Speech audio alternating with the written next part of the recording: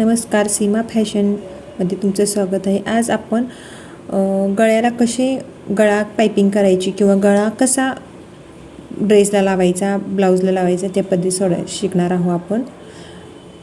आपण गळ्याचे असे प्रकारची टीप मारून घेऊया। टीप मारून झाल्यानंतर कडेचे जे कापड आहे ते कट करून घ्यायचं आहे। त्यामुळे आपल्याला हे कॅनव्हास लावताना व्यवस्थित आपण लावू शकू। बाहेरच्या साइडचे पण आपण कापड कट करून घेऊया। कट केल्यानंतर आपण आत फोल्ड करून कापड फोल्ड करून टीप मारून घ्यायची आहे।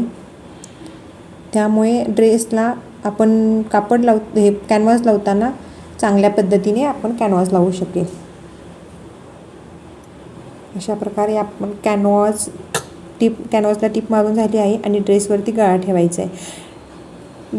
ड्रेसवरती गळा ठेवल्यानंतर व्यवस्थित कोपरे येतात का ते बघायचं, कारण मागे पुढे झाल्यानंतर गळ्याचं फिनिशिंग पूर्णपणे चुकतं आणि त्यामुळे आपला गळा व्यवस्थित दिसू शकत नाही। व्यवस्थित ठेवून टीप मारून घ्यायची आहे। अशा प्रकारे आपला गोल झालेला आहे, पंचकोनी होता। आता कॉर्नर कट करायचे आहेत। कॉर्नर कट केल्यामुळे आपला गळा फिनिशिंग छानपैकी येते। अशा प्रकारे आणि याची दक्षता घ्यायची की आपण दोरा कट करत नाही किंवा खालचं कापड आपण कट केलेलं आहे कारण ते बघायचं, कारण त्यामुळे कापड खराब होतं। आत फोल्ड करून वरून दाबटीप मारायची आहे।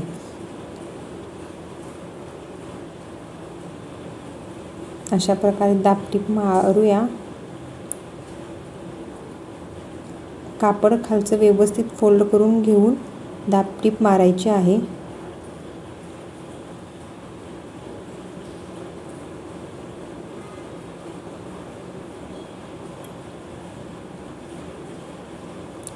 अशा प्रकारे आपण गळ्याला दाबटीप मारून गळा तयार झालेला आहे। बघा किती छान प्रकारे गळा दिसतोय, सिंपल पण सुंदर दिसत आहे। आणि आपण कशा प्रकारे कॅनव्हास लावलं हे आपण बघितलं आहे। तसेच आता मागच्या साईडला सुद्धा आपण मागच्या ड्रेसच्या बाजूला कसं कॅनव्हास लावायचं, ते गोल गळा आहे, गोल गळ्याला कसं कॅनव्हास लावायचं ते आपण बघूया। अशा प्रकारे कॅनव्हास मी ऑलरेडी तयार करून ठेवलं होतं आणि टीप मारून घेतली। आता कोपरे कट करूया। व्यवस्थित कट करायचे आहेत कोणी आणि आतल्या साईडला फोल्ड करून वरून टीप मारायची आहे।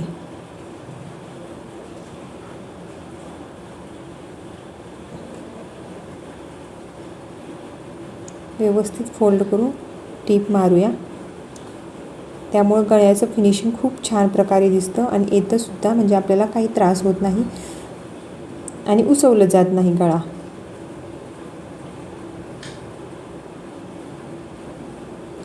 अशा प्रकारे आपण पुढचा गळा आणि मागचा गळा दोन्ही गळ्याला कॅनव्हास लावून व्यवस्थित केलेला आहे। किती छान प्रकारे गळा दिसतो बघा।